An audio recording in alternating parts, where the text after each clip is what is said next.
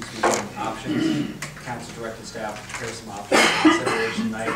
My intention is to give you a quick summary of the street sweeping operations and then go into, we have 8 options also listed behind us for discussion later. September, October 2009, we initiated our Spirit of the Law enforcement program. That included warnings followed by citations as we progressed from September through October. As the council knows, street sweeping is one of numerous best management practices that's been identified to reduce pollution that is collected and discharged into the ocean from the storm drain system. This program that we've implemented has resulted in both positive and negative feedback from the community.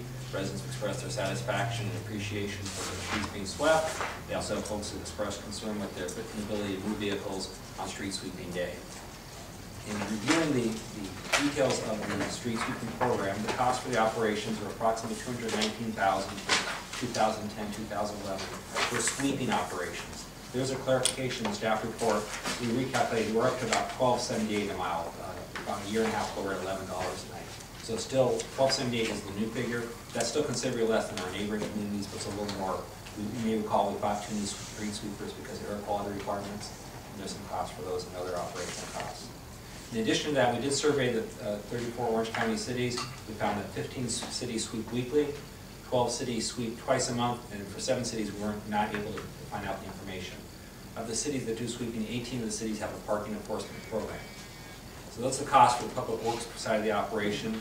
On the police department side of it, the cost includes $60,000 for the 2 part-time parking control officers and about $5,000 for vehicle maintenance, which is $65,000. Revenue from tickets for 2010-2011 are estimated at $225,000, which results in a net revenue from the enforcement program of approximately $160,000. These are approximate numbers because we haven't finalized the year, but we're pretty far along, so we think that they're reliable estimates for the year. And another thing that came up was discussion about the Spirit of the Law program. The police department did provide some information for your staff report. For the month of January 2011, the parking control officers issued 557 street sweeping violations, and they also issued 174 written or verbal warnings to the residents of the community. In terms of the ticket appeals, there were approximately 36 received, and 9 of those were dismissed by the hearing officer. Based on the concerns the council has heard since we initiated the program, you did direct staff to identify options for consideration, and that's what I'll report on now. The first option is to continue this current Spirit of the Law program. As outlined in the staff report, this requires no changes to the program, no additional signage, no additional cost. It retains the program, retains the maximum sweeping benefit by having a curb line clear for sweeping purposes. The con or the downside to that option is, of course, it does not address the residents who have expressed concern with their inability to move vehicles during street sweeping operations. Charlie? Yes, sir. Do you prefer us to discuss each one of these as you go, or wait to the end? My purpose would go through all of them and summarize them and allow. That's why we have them up here, along with your staff reports, to allow some discussion. But I think it would be good to get through them all. Okay. That'd be fine. I just didn't know whether you. Thank you, Mr. Mayor. So the second one would be initiate an education-only program. Now, these terms obviously are just a phrase of art. They don't necessarily have to be the name of the program when we're all said and done. We want to identify each option. This program would suspend the enforcement activity while retaining the posted signage that's in the neighborhoods. The idea is that some residents may not have been aware of what street sweeping day was, what the hours were. This would provide a regular reminder to them of street sweeping operational hours and encourage them to move their vehicles from the curb. The challenge with this program would be that it is a program that does not include enforcement. Therefore, over time, residents might become more comfortable with leaving their cars on the street during street sweeping operations. The residents who have complained in the past about their neighbors parking in front of their curbs will be impacted because, again, as we'll discuss in a little while, we cannot enforce where the car is parked. Once it's parked on the curb, it can be parked anywhere on the curb. We're not doing enforcement. So that's what we call an informational program. Again, the value is you'd see the hours of operation, the day of operation, but there would be no enforcement. The third option is to develop an odd, even weekly program. This program would establish a sweeping schedule that divides the streets roughly 50%, half on one side, half on the other, for weekly sweeping. And the idea is that courts could, of course, park on the other side of the street during sweeping operations. So that would certainly provide relief to the residents who maintain they're unable to comply with the current parking restrictions in the sense they could park across the street. It would maintain the same sweeping effectiveness as the current program, in that we would still get to both sides of the street each week. There's a significant challenge with this program, and that's cost. To sweep all residential streets on a weekly basis in addition to commercial streets as we do today, Public Works estimates we'd have to bring on one additional sweeper and operator.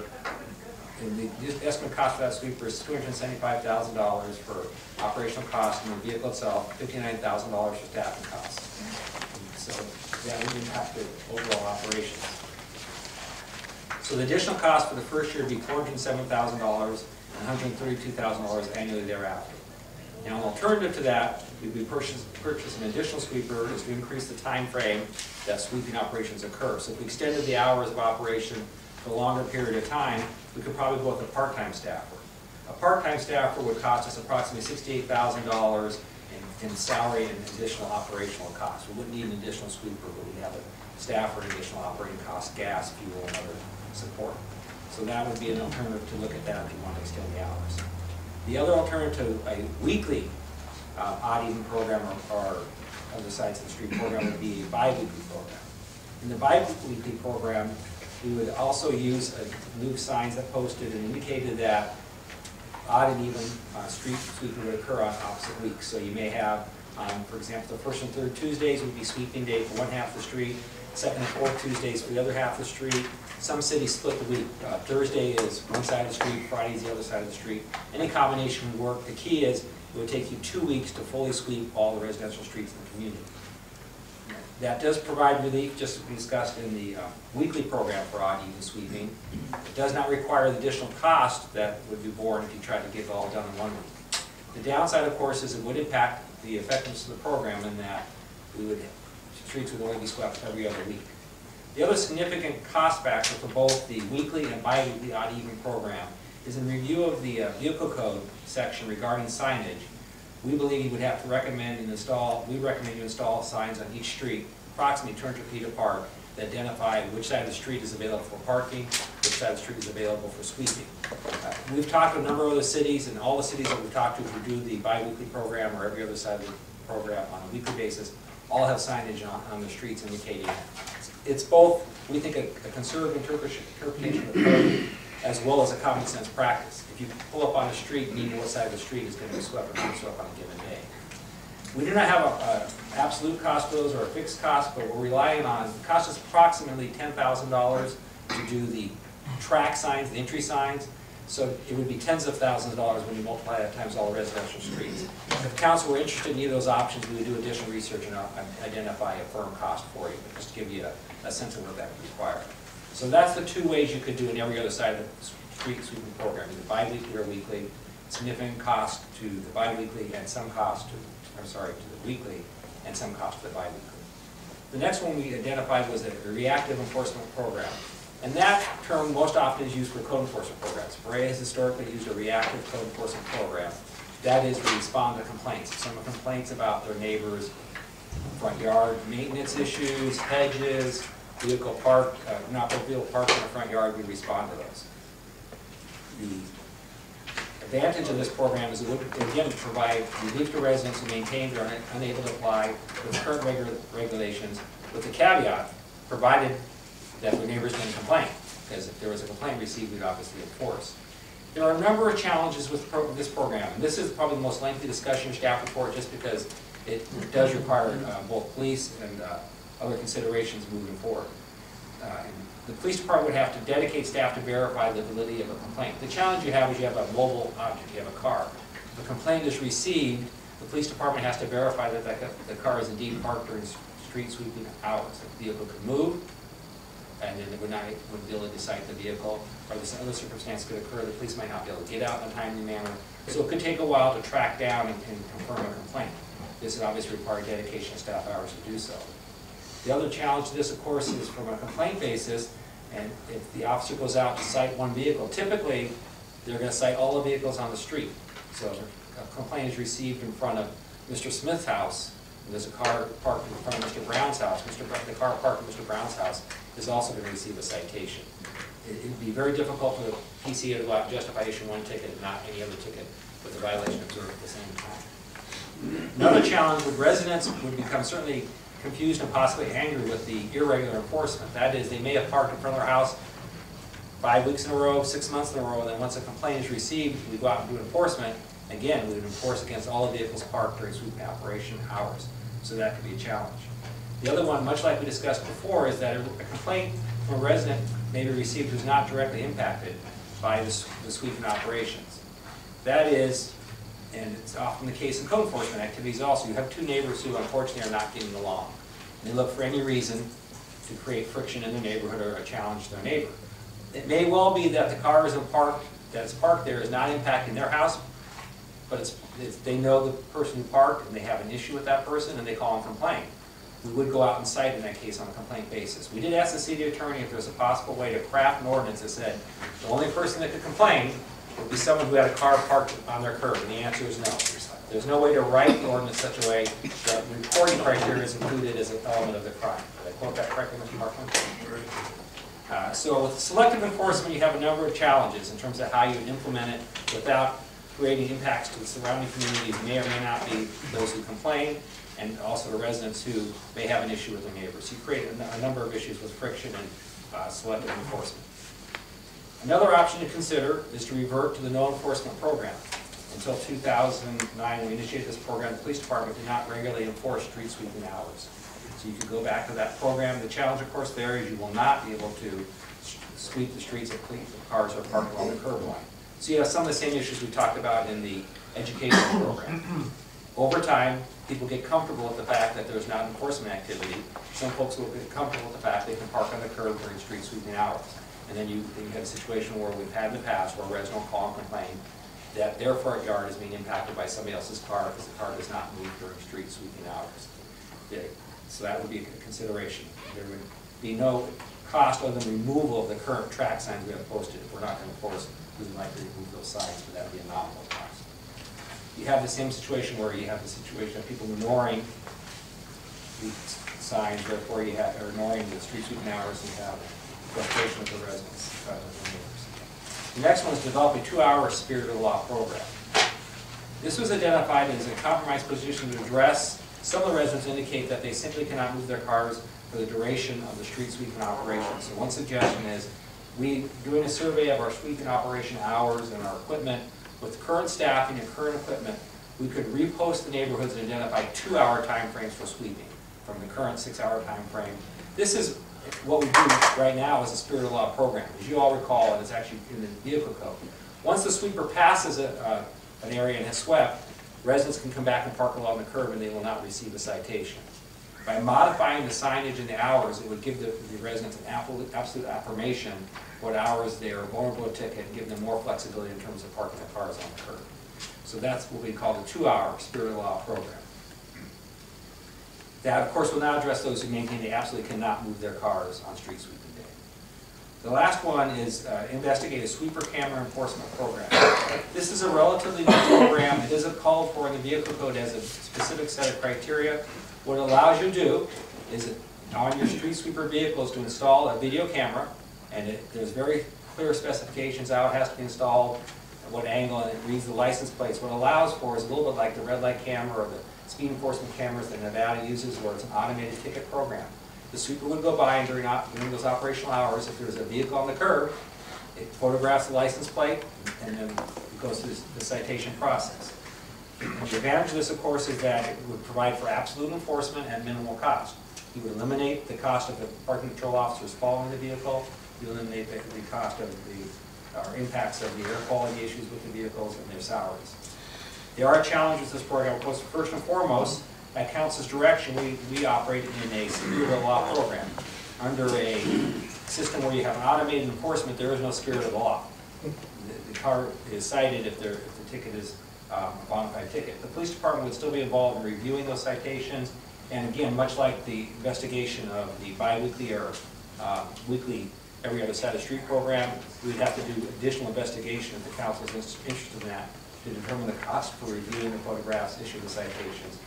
That is another option, would be to investigate a sweeper camera enforcement program. One thing I'd like to refer council to is you did receive Some highlighted information. Council at the last meeting said if we were able to get some information on the street sweeping survey questions, we would provide that. We do provide that to City Council. We do have copies available here tonight. If Council needs additional copies, remember the audience would like copies. So that's available in this format.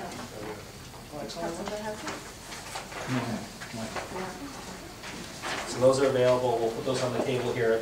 Again, they highlight some of the information Council is aware of in terms of the survey results, indicating general support of the sweeping program.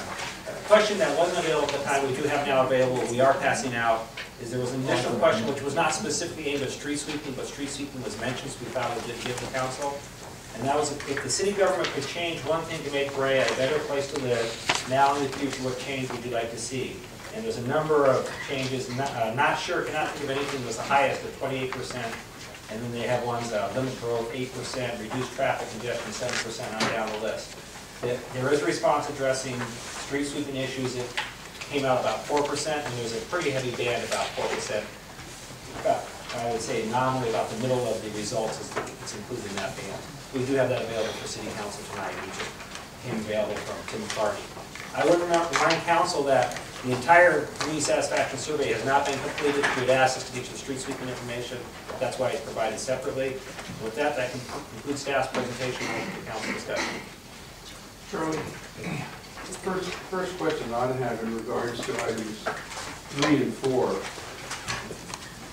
which are alternate days, alternate sides, combination of any one of those. It would just appear to me that by adding different sides of the street and or different days within the same block would have a tendency to cause more confusion to a resident as to, am I Tuesdays and Thursdays, or am I Wednesday and Fridays, or am I on the east side of the street on this day and that? And I didn't see that in any of the pros or cons, but I see it as a con that in fact might in fact cause more confusion. It looked like the numbers that we indicated here, and I just did some simple math, showed an average of about 30 tickets a day. Is that about right? And one of the 574 for the month, that would be, yeah. 574 divided by 30.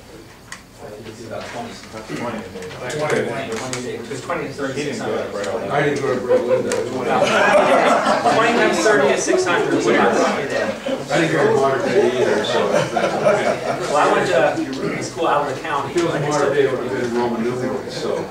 But the point being is there's 25 a day, and it just seems that the other two would take you down a place where I, as a resident, not knowing whether it's a Monday or a Tuesday, or if it's the left side or right side, there may be more confusion, because the numbers don't seem to be that high. And we're doing half of the city, we're doing the whole city in 1 week, so we're doing 20% on any given day. So we got to sleep 4 days a week. So and that's 10,000, so that's 2,500 houses, or 25? 25%. But I would, that would require more signage, and the signage would have to be on each block to indicate which block is swept and when. So that issue would actually be addressed. But my question on that is when I brought up the... Can you answer my question first, though? That was the answer, go ahead. Well, I would point to the council to the information we provided about, we would recommend you sign each street. Whether it's still be confusion or not, the challenge would be where each side of the street begins and ends. There could be some, I can't assure you that would solve it, but based on our review of what other cities do and our recommendations here, we would recommend you sign, so the side of the street, every street that had the split. So that every street would now have a sign at the beginning of that particular block. Some of them may have more than one, depending on how long the block is and what the circumstances are. We would want a sign to educate folks on which side of the street it's okay to park and which side they should not park any given day and any time. And if you can get into that street from the opposite end, you'd have street signs on the opposite end too. We have to investigate that. Would you do it on odd and even numbers? Mr. Mayor, given that direction, I would work with the police department to determine what's appropriate. As they mentioned, some cities do half the blocks on an odd even basis, which is normally north, south, east, west.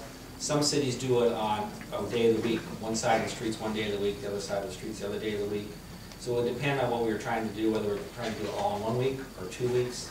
those things would make a difference. As I said, if the council gives us direction to investigate one of these options, we'll survey other cities that practice that option and come back with recommendations we think is the most efficient program.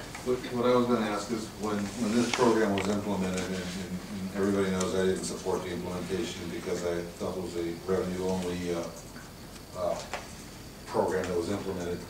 I had asked about odd or even, and it was indicated to me that we couldn't do odd and even. That would be very, very expensive because we would have to buy the signs for each side of the street. It would create more, I guess, vehicle up and down the streets. But I was also told that it was impossible to do in Brea because we have a number of cul-de-sacs, and you cannot do odd and even sweeping with cul-de-sacs in the community. And you can, and we'll show you This one. is what I was told prior. I can share with you that we had that discussion pretty thoroughly in operation, and there is a significant concern with the amount of cul-de-sacs, road signing, and how we use it. That's why we're indicating the significant additional cost. That's the minimum we think those additional costs be. There could be more. Is it possible? Yes. Is it easily achieved? No. And it's not necessarily a recommendation we would make, but it's one of the options. As council can see, we tried to list as many options for consideration as we could. Bi-weekly or weekly sweeping our options. Can I add an option? That's council, we're looking for council direction. So. Well, then again, I mean, I guess, you know, in one way, I mean, I'd like to add an option or just something for consideration based on one of the comments we heard earlier, and it came to me after the comment. But I would add number 9 that why don't we suspend everything until we can have this aired in the public forum at a open council meeting. That, Mr. Councilmember, I would defer to the mayor and the council. I understand.